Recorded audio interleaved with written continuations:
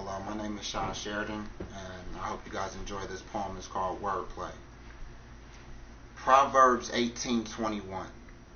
Death and life are in the power of the tongue, which means more people have died from words than from a double-barrel shotgun. And yet we allow our children to sing along with songs when they promote red rum. So could someone please tell me how some of the sanctified of Christ talk about the king that they trust in, then say, Lord, please excuse the words from out my mouth, because to you they are foreign like Russian. But see, he sent my words here to expose you, because you don't listen to Jehovah, instead you drive around listening to Hova, because he's the cool one to ride with.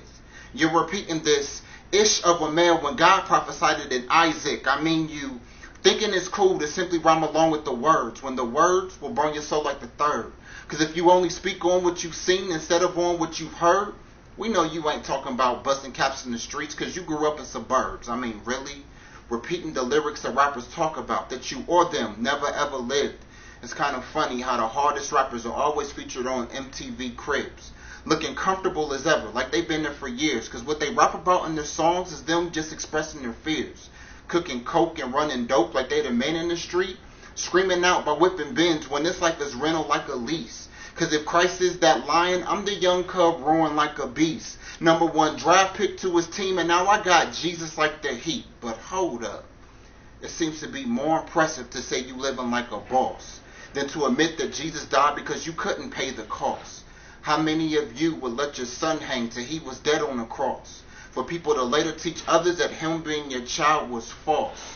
And it's crazy because half of these rappers got skeleton closets bigger than Play-Dohs, because they're closer to Albert Browns than they'll ever be Gustos. I trust no body that's gun rapping and stay surrounded by 5-0. Your thug flow needs patchwork. You probably got it at Mako, which means your material's artificial and creatively overblown.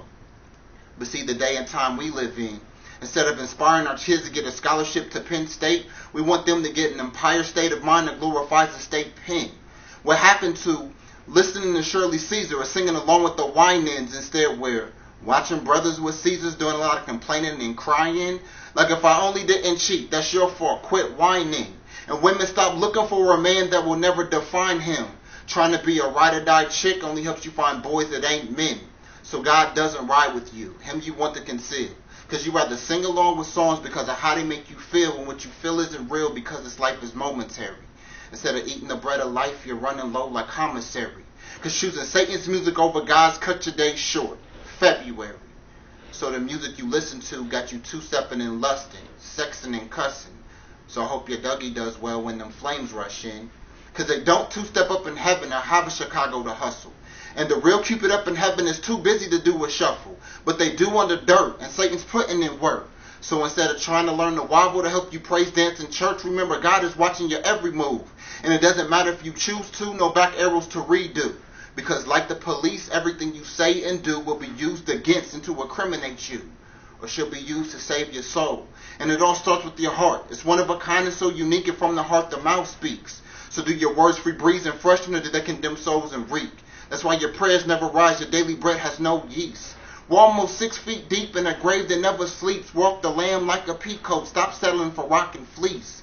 Because his wool keeps me warm and in my right state of mind instead of speaking like a fool. I'm a baby of the Lord of the Most High who will never break the golden rule. Because I am his and his alone, since he sent his son from the throne. Now I can rise up to glory instead of dropping low like baritones. Devil, you just lost one. Like a Fuji. Still he has others quoting rappers like some fools. Gee, it scares me. How people aspire to emulate rappers who live lives faker than Monopoly. From street dreams to Illmatic, multi-CDs platinum. But if you use one mic for God's voice, you'll truly be God's son. Instead of being comforted in Psalms, turn to Revelations. And you'll read how he'll leave 99 waiting if he can bring home one. So as your heartbeat drops to 5, then to 3, and then to done, what music will be playing in your eternal kingdom? Because I highly doubt that God will play the latest of the last name ever. First name greatest? Drizzy's not even close to the greatest because his words are faithless. He's lying like the cat up in Oz. He's not courageous. And Jesus never walked with you because you wore him on a necklace. And the money that you spend can't even get you on the guest list. Because life isn't a rap album when you can objectify women, have Lil Wayne raising children, and when it's time to take the stage, your first praise is to God. Come on, people. That's not the blueprint of your mission and not what God saw in His vision. Your time here on this earth is not to be enslaved to worldly addictions. And I'm truly not dissing any of the people that I've mentioned. I just want you all to know that them people ain't Christian. So as a Christian, when they rap, why do you listen? Jesus died to pay the price, and yet we're steady counterfeiting. Because it's either God or the devil that marks our heart with that incision. So if their music is a blog, what's the title of the subscription? And it's crazy because many Christians will fail test over Scripture. Christ couldn't get you to follow Him if He had an account on Twitter. But everyone will have to account for their actions when it comes to Judgment Day. So how do you honestly expect the gates of heaven to open when you haven't read your Bible in 5 years but memorized 50 Shades of Grey? I mean, what more can I say that won't float into one ear and just leave out of the other? How can you sing along with Be This and That, Turn Around and Kiss Your Mother? Or is that just the way you two choose to communicate with one another? And if so, would it be cool for another man to come into your family and use that word on your grandmother? Because we cannot remove or exclude nor delete or backspace the sins we have done. Only God's keyboard has the button to erase. So I headed back to the office to restore what was replaced. I switched from Photoshop to Mic Word. Got tired of masking God's face. You see, I was reading God's word, but now my voice is God's print. You see, my life was in debt and off the line. You took my tab over to indent. Now I've been labeled an envelope with the message mark sent. The only reason you're here to hear my voice is because He hit select recipient.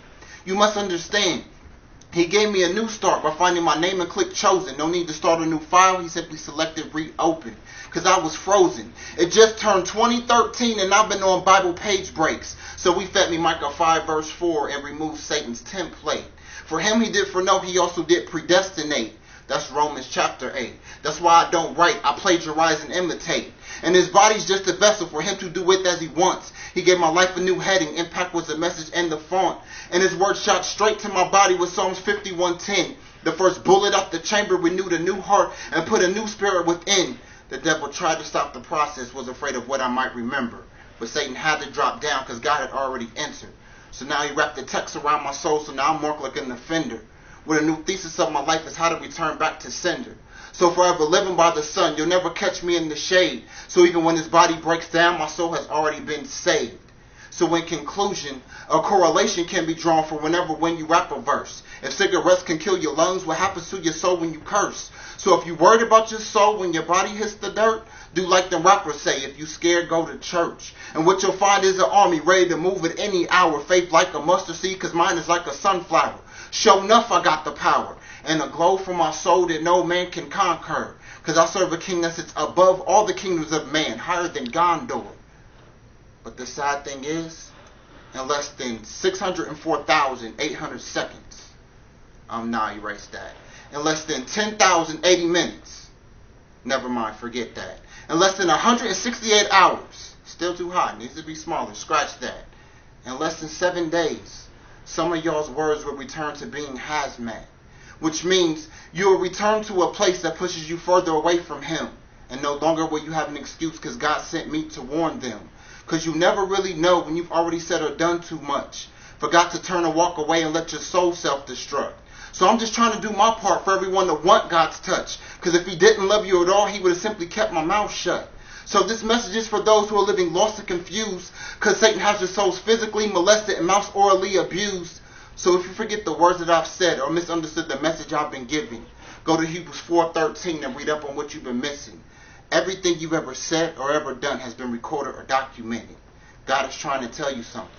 When will you turn your life down to listen?